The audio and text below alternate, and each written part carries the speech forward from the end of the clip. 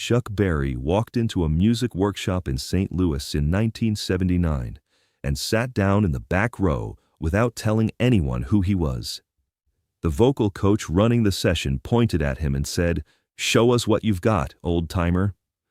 What happened in the next 4 minutes emptied the room of every sound except one guitar and left the coach unable to speak. It was a Tuesday afternoon in October, and the workshop was held in a rehearsal room above a music supply store on Del Mar Boulevard, the kind of space that smelled like rosin and old carpet and the particular ambition of young people who were serious about becoming something. Folding chairs arranged in a rough semicircle, an upright piano against the wall, a whiteboard with chord progressions written in red marker that had not been fully erased from the previous session. There were 14 students in the room that day. Most of them were in their early 20s, singers, guitar players, one keyboard player who sat closest to the piano, as if proximity to it offered some advantage. They had paid $40 each for a 6-week course in performance technique run by a man named David Carlisle, who had spent 20 years as a session musician in Nashville before returning to St. Louis to teach. David Carlisle was good at what he did. He was direct, technically precise, and had the particular gift of being able to hear what a musician was not doing, the absence that was holding a performance back, and name it clearly enough that the musician could find it and correct it. He had produced across his years of teaching a number of students who had gone on to real careers, and he took genuine satisfaction in that. He was also, on this particular Tuesday, running slightly behind schedule and managing a room that had more nervous energy than focus. 3 of the 14 students had not practiced what he had assigned the previous week. 2 of them were having a whispered argument about something that had nothing to do with music. He was, in the language of teachers everywhere, having one of those days. Chuck Berry had slipped into the back of the room at 2:10. He was 53 years old, and he was not there to be a student. He was there because a young musician he had been informally mentoring, a 19-year-old guitarist named Marcus Webb, who sat in the 3rd row and had genuine ability buried under a layer of self-consciousness that was going to take time to excavate, had asked him to come and watch. Not to participate, not to offer anything, simply to sit in the back and observe and tell him afterward what he saw. Chuck Berry had agreed because Marcus reminded him of himself at that age in the specific way that occasionally makes older musicians recognize something worth protecting. He sat in the last row, 2nd chair from the left, with a small notebook open on his knee. He did not bring a guitar. He was wearing a plain gray jacket and dark trousers, and in the context of a room full of young musicians who were doing the things young musicians do to signal their seriousness, the carefully worn instrument cases, the studied casualness, he looked like someone's father who had arrived early to pick someone up. Nobody recognized him. This was not unusual. Chuck Berry had been famous for 25 years, but fame in 1979 was not what it would later become. There were no phones with cameras. Recognition required proximity and attention, and most of the people in that room were too absorbed in their own performance anxiety to look carefully at anyone else.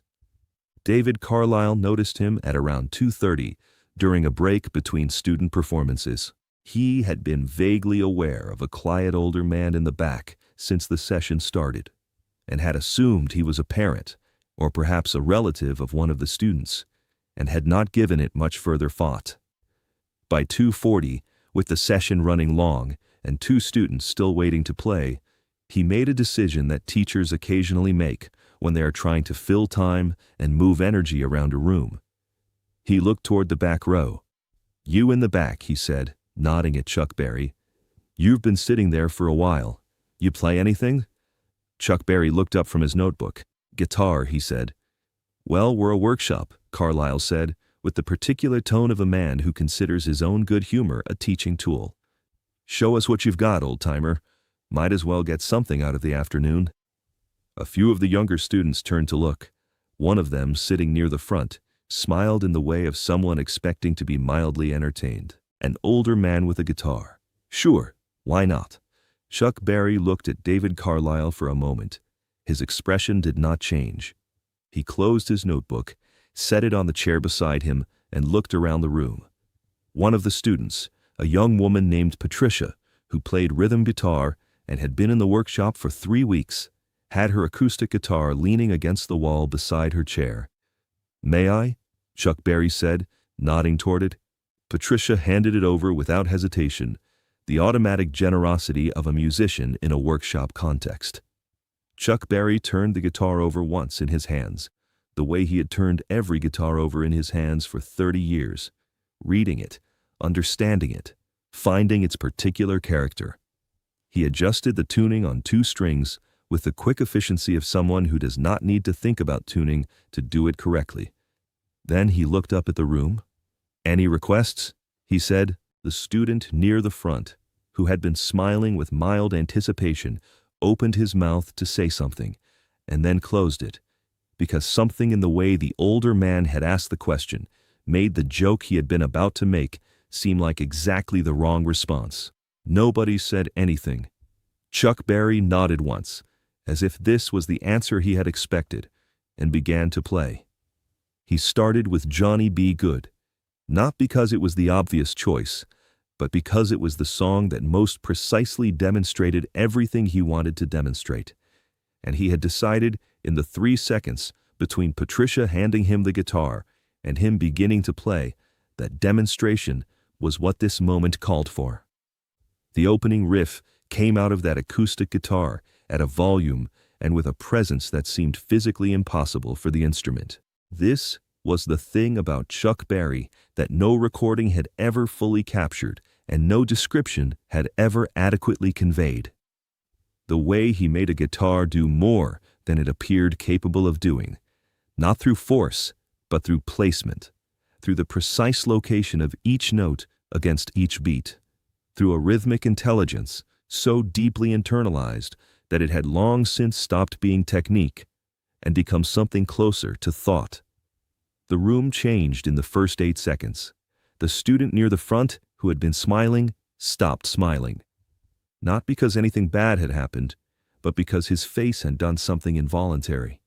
His attention had been taken completely, and his expression had simply gone blank, in the way expressions go blank when the brain is entirely occupied somewhere else.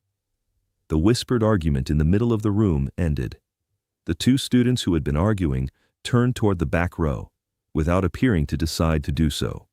David Carlyle, who was standing to the left of the whiteboard with his arms crossed, the habitual posture of a teacher observing a student performance, uncrossed his arms. Then he took a step forward, then another. Chuck Berry played for 4 minutes and 11 seconds. He played Johnny Be Good through to its end, and then, without pausing, moved into Roll Over Beethoven, and then with the same seamless inevitability into a slow blues progression that had no name and had never been recorded and was simply something he had been working on in private for 6 months. Played now in front of 14 strangers and one very still vocal coach in a rehearsal room above a music store on Delmar Boulevard. When he stopped, the silence was total. It lasted for what Marcus Webb, who had been sitting in the 3rd row watching the thing he had set in motion play out with an expression of wide-eyed disbelief, later estimated at about 8 seconds. 8 seconds of 14 people in a room being completely unable to produce any sound at all. Then Patricia, who had lent him the guitar, said, "Who are you?"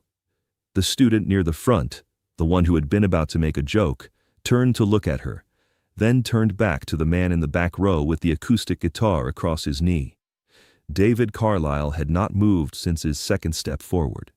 He was standing in the middle of the room, 6 feet from the whiteboard, and his arms were still at his sides, and he was looking at Chuck Berry with an expression that had moved through several phases in the last 4 minutes, and had arrived somewhere that was equal parts professional reckoning and personal humility.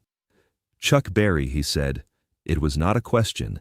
It had arrived as a realization, landing about 30 seconds later than it should have. The gray jacket, the age, the guitar, the thing that had just happened. Chuck Berry handed the guitar back to Patricia. "Good instrument," he said to her. "You take care of it." He looked at David Carlisle. "You've got a good room here," he said.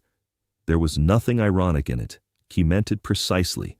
That young man in the third row, he nodded toward Marcus, has something worth developing. He's thinking about his hands too much. Tell him to listen to what the song needs and let his hands find it. A pause. The rest of them too. They're all trying to perform instead of play. There's a difference. The performing comes later, after the playing is real. He picked up his notebook from the chair beside him. He looked at the room one more time, 14 faces looking back at him with an assortment of expressions that ranged from stunned to reverent to deeply embarrassed on behalf of their instructor. "Good afternoon," Chuck Berry said. He walked out. David Carlisle stood in the middle of his rehearsal room for a moment after the door closed. Then he turned to his students. He was a man who prided himself on having something useful to say in any teaching situation. He had spent 20 years finding the language for what musicians needed to hear. He had words for most things. He did not have words for this. "Take 5 minutes," he said finally. He walked to the window and looked out at Delmar Boulevard, and stood there until he had arranged his face back into something that could function as an instructor's face, which took somewhat longer than 5 minutes.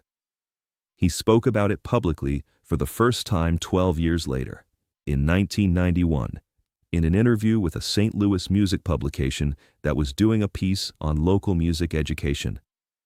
He was asked about the most important teaching moment of his career. He told the story of the Tuesday afternoon in 1979, the back row, the acoustic guitar, the 4 minutes and 11 seconds. He was asked what Chuck Berry had taught him that day. "He taught me the difference between performing and playing," Carlisle said. "I had been teaching performance technique for 20 years. I thought that was what music education was." He walked into my room unannounced, got handed a guitar he had never touched before, and showed 14 people, including me, what music sounds like when it comes from somewhere real. He paused. "I changed how I taught after that. I stopped starting with performance. I started with listening." Another pause. "I should have figured that out myself. It took a man I called Old-Timer to show me." He was asked if he had ever spoken to Chuck Berry afterward. "Once," Carlisle said. "I ran into him at a venue about a year later. I thanked him. He looked at me like he wasn't entirely sure what I was thanking him for." A long pause. "I think for him, it was just a Tuesday afternoon. For me, it was the most important lesson of my career." 53 years old, sitting in the back row, taking notes on someone else, not needing anyone in that room to know his name. The music was never about the name. It was never about being recognized or acknowledged or introduced correctly. It was about the playing. It was always, only, entirely about the playing. And on a Tuesday afternoon in October 1979, in a rehearsal room above a music store on Delmar Boulevard in St. Louis, he proved it one more time. To 14 students, one humbled instructor, and a 19-year-old guitarist named Marcus Webb, who had simply wanted someone to come and watch. If this story moved you, please subscribe and hit the like button. Share it with someone who needs to be reminded that true mastery never needs to announce itself. Drop a comment below. Have you ever witnessed someone reveal extraordinary ability in a completely ordinary moment? We'd love to hear it.